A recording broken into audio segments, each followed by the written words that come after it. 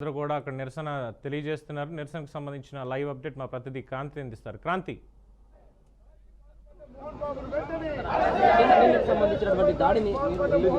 Right Pawan, ప్రస్తుతం నిన్న మోహన్ బాబు చేసిన దాడిని అయితే తీవ్రంగా ఖండిస్తున్నారు జర్నలిస్టులంతా. ప్రస్తుతం మనం ఫిలిం ఛాంబర్, హైదరాబాద్ ఫిలిం ఛాంబర్లో దగ్గర చూసుకోవచ్చు. ప్రతి జర్నలిస్టు కూడా ఖచ్చితంగా క్షమాపణ చెప్పాలి, వెంటనే మోహన్ బాబును కూడా అరెస్ట్ చేయాలంటూ నినాదాలు అయితే కొనసాగుతున్నాయి మనము ప్రస్తుతం. ఎందుకంటే ఫిలిం ఛాంబర్ ఎదురుగా అన్ని యూనియన్ సంఘాలు కావచ్చు, సీనియర్ జర్నలిస్టులంతా నిరసన వ్యక్తం చేస్తున్నారు. మనం చూడొచ్చు, మోహన్ బాబు వెంటనే బహిరంగంగా క్షమాపణ చెప్పాలంటూ కూడా నినాదాలు చేస్తున్నారు. అయితే ఎందుకంటే అతనిపై అటెంప్ట్ టు మర్డర్ కేసు కూడా పెట్టాలి, అతను మళ్ళీ మా అసోసియేషన్ నుంచి కూడా తొలగించాలి అంటూ కూడా నినాదాలు చేస్తున్నారు. ప్లస్ దీంతో పాటు ఏదైతే మంచు విష్ణు కూడా వెంటనే దీంట్లో అధ్యక్ష పదవి నుంచి కూడా తొలగించాలంటూ కూడా నినాదాలు చేస్తున్న విషయం కూడా మనం చూడొచ్చు. ప్రస్తుతం దీనిపై ఒక 2 నిమిషాలు సీనియర్ జర్నలిస్టుతో మాట్లాడే ప్రయత్నం కూడా చేద్దాము.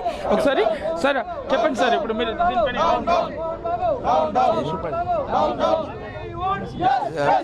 జర్నలిస్టుల మీద మోహన్ బాబు చేసిన దాడిని ఇండియన్ జర్నలిస్ట్ యూనియన్ తరఫున, తెలంగాణ వర్కింగ్ జర్నలిస్ట్ యూనియన్ తరఫున తీవ్రంగా ఖండిస్తూ ఉన్నాను. చాలా కాలంగా జర్నలిస్ట్ యూనియన్లు డిమాండ్ చేస్తూ ఉన్నవి. జర్నలిస్టుల రక్షణ కోసం ఒక ప్రత్యేక చట్టం కేంద్ర స్థాయిలో, రాష్ట్ర స్థాయిలో తీసుకురావాలని డిమాండ్ చేస్తూ ఉన్నాం.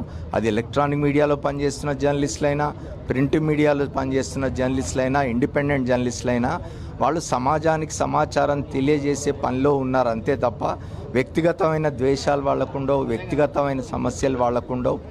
మోహన్ బాబు ఇతర సామాన్యుల కుటుంబాల్లో ఇట్లాంటివి జరిగితే మీడియా పట్టించుకోదు. మోహన్ బాబు కానీ ఆయన కుమారులు కానీ సెలబ్రిటీస్ అయినందువల్ల, వాళ్ళు సినిమా రంగానికి చెందిన వాళ్ళు అయినందువల్ల, వాళ్ళు సినిమాలు తీసినప్పుడు, సినిమాల్లో నటించినప్పుడు, సినిమాల ప్రమోషన్ కోసం, సినిమాలు బాగా నడవడం కోసం, వాటి సక్సెస్ కోసం అని చెప్పి మీడియా అవసరం అవుతుంది. ఇట్లాంటి సమయాల్లో ఎప్పుడైతే వాళ్ళు తగాదా పడుతున్నారో, వాళ్ళు తగాదా పడటం 4 గోడల మధ్య అయితే కూడా మీడియాకు సంబంధం లేదు. వాళ్ళు రోడ్ల మీద పడి తన్నుకుంటూ ఉన్నప్పుడు వాళ్ళు పిలిచి మీడియా మీద దాడి చేయడం అనేది సరైంది కాదు. కఠినమైన చర్యలు ఉండాలి. మోహన్ బాబు గారు కూడా ఆలోచించుకోవాలి. ఇట్లా సమయం కోల్పోయి మీడియా మీద దాడి చేయడం వల్ల ఆయన కుటుంబ సమస్యలు పరిష్కారం అవుతాయని నేను అనుకోను.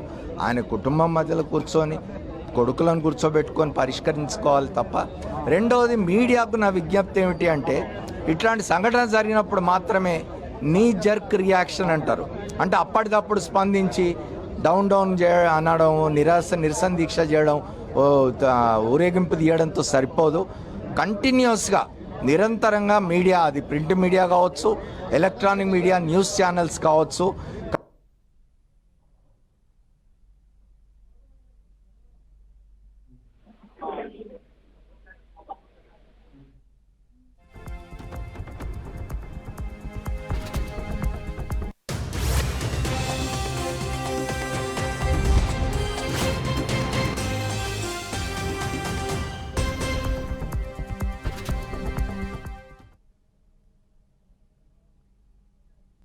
రైట్, చూసాం సీనియర్ జర్నలిస్ట్ దేవులపల్లి అమర్ గారు మాట్లాడినటువంటి మాటలు, మీడియాకి ఆయన సూచించినటువంటి పద్ధతి ఏంటనేది చూసాం. అంటే ఏదో ఒక సంఘటన జరిగినప్పుడు ఇమీడియట్గా డౌన్ అని యాక్షన్ తీసుకోవాలని చెప్పి మాట్లాడడం కాదు, దీని మీద ఒక సమగ్ర చట్టం అనేది ప్రభుత్వం కూడా పూనుకొని చేయాలి. అలాగే మీడియా, ప్రింట్ మీడియా కావచ్చు, ఎలక్ట్రానిక్ మీడియా కావచ్చు, సంఘటితంగా దీని మీద ఉండాలి.